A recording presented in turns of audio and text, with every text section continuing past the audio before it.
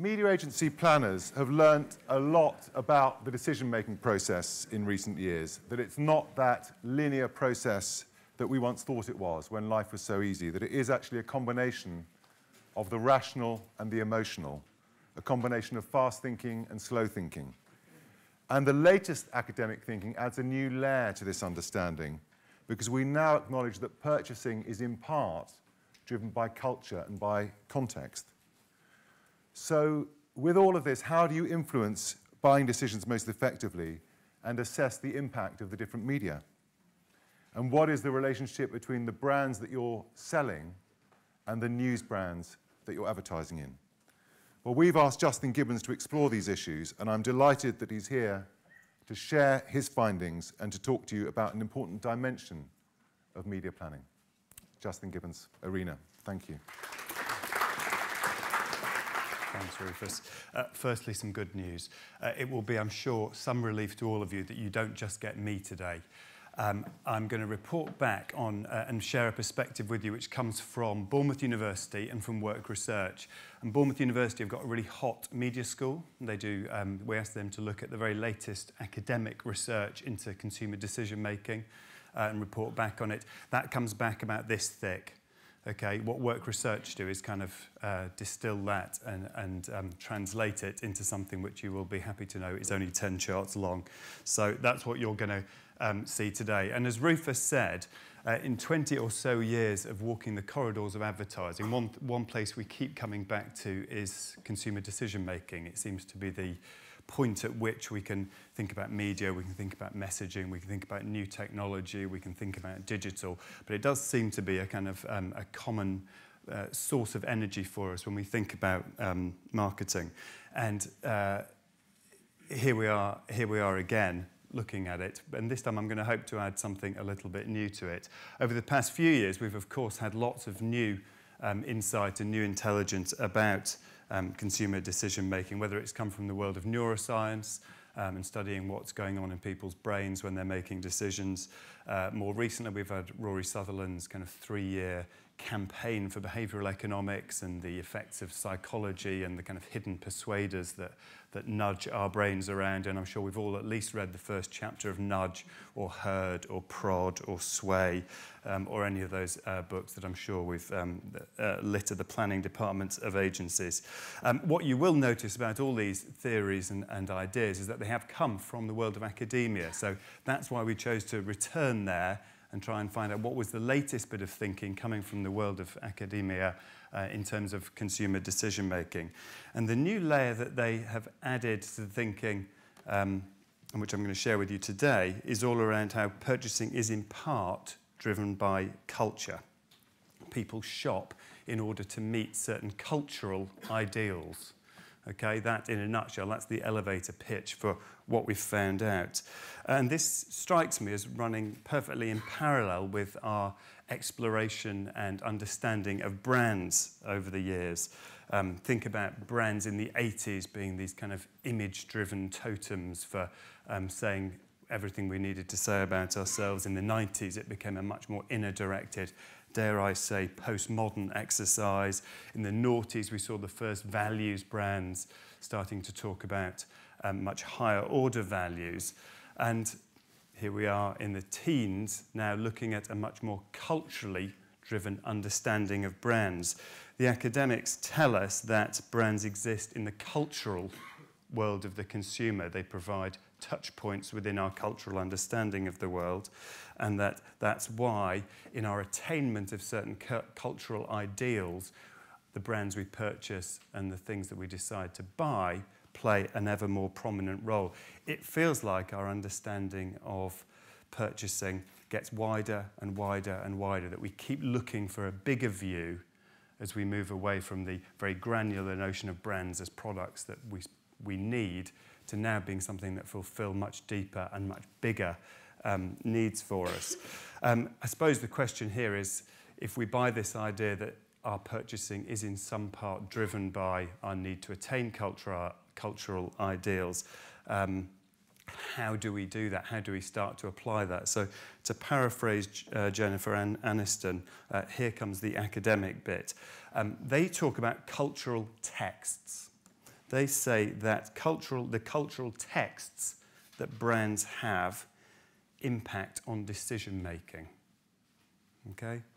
And they are the linkages that provide brands with these cultural ideals. So cultural text, what do we mean by that? Well, by culture, we don't mean opera or ballet. This isn't a high culture exercise. Firstly, some good news. All those pest analyses that we've all done for almost every pitch that we've ever worked on may suddenly be useful, because in those macro factors of political, economic, social, technological factors, we may find some of the cultural insights and cultural points of linkage that provide these cultural texts. Cultural texts may live in trends. So trends such as social entrepreneurship, right through to celebrity in trends. So our trend-watching news feeds and PSFK news feeds suddenly, again, have a new use and a new purpose. And they refer back to the specific stories that brands tell and brands wrap themselves with as being another source of these cultural texts. So the very specific stories that brands have, be that provenance or something that links to a wider perspective. Leaving us with a question, what does all this mean to comms planning? If we buy this idea of kind of cultural branding, what does this all mean to comms planning? There's a well-trodden path which explains how media context helps people decode the meanings in advertising. There's plenty of stuff from Marshall McLuhan on that helps us explain why the medium and the message are so intertwined, and how the way a brand behaves in media and the media it chooses to align itself with tells part of the story. We know that. That's what media practitioners have known for ages. However, in a fragmented world of digital oversupply, dumbed-down content, news brands are really emerging as the dominant source of these cultural texts. So the academics tell us that not just newspapers, but news brands are becoming a much more dominant source of cultural storytelling because of their trust, because of their authority. And I suppose if we looked at this from a kind of grand sweep, if we looked at this across the ages, we'd look at the decay of institutions and the decay of religion as a powerful cultural force in the nation. But equally, we can take it right down to a very kind of now perspective and look at the digital landscape and this need for trusted, authoritative voices in such a wild and fragmented world. And I think it was interesting looking at the film that we saw to begin with about how many of those editors and writers and thinkers were talking about the kind of campaigning nature of newspapers. That's a very direct appeal to cultural relevance, cultural clout, cultural importance. So I think this notion of news brands as culturally significant holds some sway and feels quite natural. And what the research that the academics shared with us showed was that advertising prospers when it's surrounded by cultural meaning. So I've called it cultural clout. Their quote was that culturally relevant context supports the cultural ideals the brand wishes to attain. So if we buy this idea of kind of cultural branding, of brands needing to help us support the cultural ideals we're hoping to attain, news brands, of course, are culturally potent, have got this kind of cultural clout to support this idea of cultural branding, and that's really where the academics kind of came out. We followed this up with a little bit of additional research, both with people, yes, real ones, and people who work in the industry who obviously aren't normal people anymore. Were I going back to the office and wanting to, 5 easy steps to kind of work with this, what are some of the questions you might sit at your desk and think about? What are the cultural ideals my brand could or should support? This is what's relevant to my customers. What is the cultural linkage that I might try and tease out and find a link between my brand and the cultural atmosphere out there? What stories does my brand have to tell to support these ideals? Every good account planner has looked inside the story of the brand to find out what's really in there. And I think this is us, again, going back inside the brand to find out what's there and what cultural stories already exist. In media, where do these cultural stories exist? Where are the linkages going to be found and are going to be most potent? Which media do have the most cultural clout. I'm not going to stand up here and say it's only news brands that have got cultural clout, but asking that question, where are the pockets of cultural clout that we can tap into? And are there ways of working with news brands to leverage the cultural story? Time and again, in the very first film we saw, we talked about the softening lines between commercial and editorial, the ability now to get much closer to the story. And that is to news brands' credit, because that's where the real power of this stuff lives. It's getting close to the cultural text.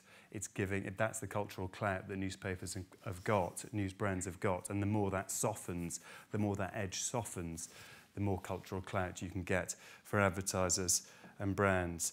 So if I can immodestly just sew this together, I would say I think this is cultural clout is a really interesting new way of thinking about news brands. I think it gets right to the core of storytelling and what we as media practitioners are now thinking about. And I think it's the strongest story for new ways of using news brands in a fragmented era. So thank you very, very much.